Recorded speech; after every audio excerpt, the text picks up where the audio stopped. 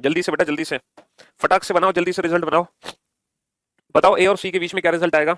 हाँ जी, what is the result from A to C. तो ये सारे के सारे रिजल्ट्स आपने चुटकियों में बना दिए होंगे, चुटकियों में, ठीक है ना। हाँ जी, ये सारे के सारे रिजल्ट्स आपने चुटकियों में बना दिए होंगे।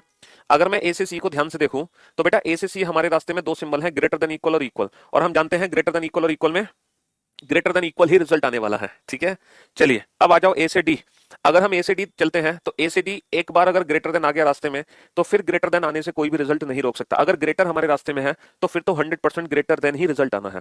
अगर ग्रेटर देन नहीं है तो फिर ग्रेटर देन इक्वल आएगा। जैसे यहाँ पे ग्रेटर देन नहीं है तो फिर ग्रेटर देन इक्वल आएगा, यहाँ पे ग्रेटर देन है तो ग्रेटर देन आएगा। ए से ई, देखो ए से ई भी ग्रेटर देन है तो फिर ग्रेटर देन ही रिजल्ट आना है। डी से जी, देखो डी से जी लेस देन नहीं है तो जब लेस देन नहीं होगा तो रिजल्ट क्या बनेगा, लेस देन इक्वल। तो डी से जी रिजल्ट बनेगा लेस देन इक्वल।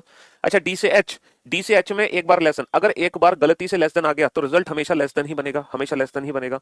तो ये पहले 5 क्वेश्चन तो आप लोगों ने चुटकी बजाते ही सॉल्व कर लिए, ठीक है। अब आ जाओ एच से एफ। अब देखो एच से एफ, अब हम उल्टा जा रहे हैं। अगर हम एफ से एच की बात करते हैं तो डेफिनेटली लेस देन रिजल्ट बनता क्योंकि लेस देन है। लेकिन अगर हम एच से एफ की बात करें तो एच की तरफ मुंह खुला है, माउथ ओपन है। तो माउथ ओपन किसकी तरफ है बेटा, एच की तरफ, तो हम एच की तरफ मुंह खोल देंगे एच से एफ।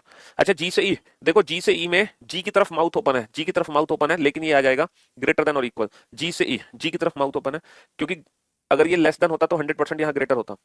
अब आ जाओ एफ से डी। अगर मैं एफ से डी की बात करूं तो एफ से ई ग्रेटर देन इक्वल, ई से डी इक्वल, और एफ से डी की तरफ, एफ की तरफ माउथ ओपन है लेकिन ग्रेटर देन इक्वल आएगा, ग्रेटर नहीं आएगा।